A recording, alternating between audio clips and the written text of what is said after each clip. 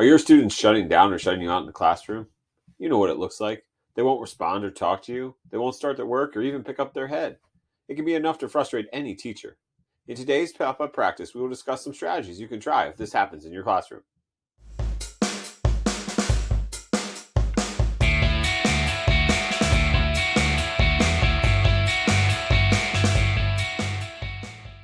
Having a student who refuses to respond or talk to you in your classroom can be a very frustrating experience for a teacher and often leads to a rapid escalation of consequences. Some students become so overwhelmed, so upset that they just shut down. Today, we will discuss some simple strategies you can try in your classroom when this happens. You'll want to stick around to the end because we'll share a resource that you can start using in your classroom tomorrow. As you may know, when someone is stressed, overwhelmed, or perhaps even experiencing a traumatic reenactment, the functioning of the brain changes. The body redirects resources to the amygdala, the survival center of the brain, and away from the frontal cortex or thinking part of the brain. When this happens, communication, particularly verbal communication, becomes difficult. When we as teachers attempt to talk to students and make them reply back to us, we can further frustrate them and deepen the spiral into lower brain. The goal of the strategies in this video is to build a bridge back to the thinking part of the brain. So let's discuss how to do that. First, if a student is showing signs of shutting down or withdrawing, remind yourself that you have to give more wait time after each question or request. Student responses will often take longer, and their first response to an attempt to talk is frequently negative or verbally aggressive in an attempt to create space or distance from any demands and from any people. You can provide this space by using silence and also being aware of your physical presence in these moments. Students in this escalated state often experience a widening of their personal bubble and are more likely to interpret actions as negative or aggressive. Getting down on their level, moving beside them rather in front of them can also help reduce the stress of the situation. It's also important to be mindful of your eye contact in this situation and be aware that students may not be willing or able to return eye contact. Look for other signs that the student is listening. Be prepared to weather that initial storm without reacting negatively, and then wait for the student to respond in a more productive way. After you have prepared yourself and gotten your nonverbals in order, it can be helpful to start with simple yes/no questions. You may have to provide a nonverbal way to respond.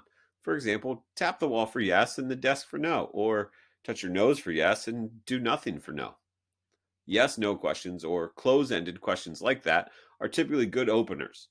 Staff can get a response from students with simple yes/no questions to start a conversation and then move to more complex or open-ended questions.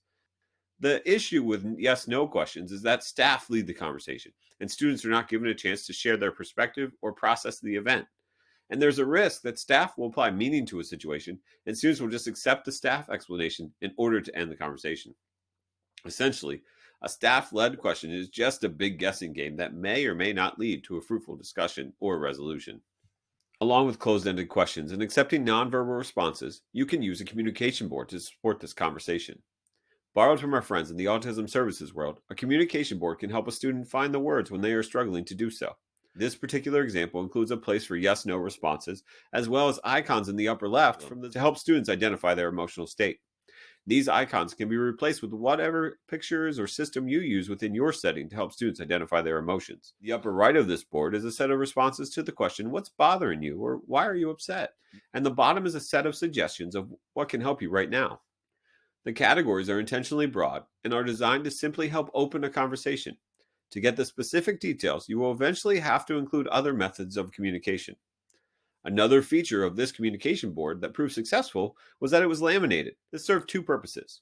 First, it was harder to destroy, and secondly, and more importantly, it could be used as a whiteboard with dry erase markers. Students could mark their answers on the front, and many students used the blank back of the board to draw or write responses to staff inquiry. This particular communication board was created using Google Drawings for use in a trauma-informed program to help students when they were unable to communicate. It was then transferred to a general education middle school setting with some modifications and has been used by special education teachers, regular education teachers, paraprofessionals, behavior specialists, and administrators to help students with a variety of needs. As demonstrated, there can be many applications for the communication board, and you may also find, as I did, that you will have to modify your board more than a few times to make it work for your students.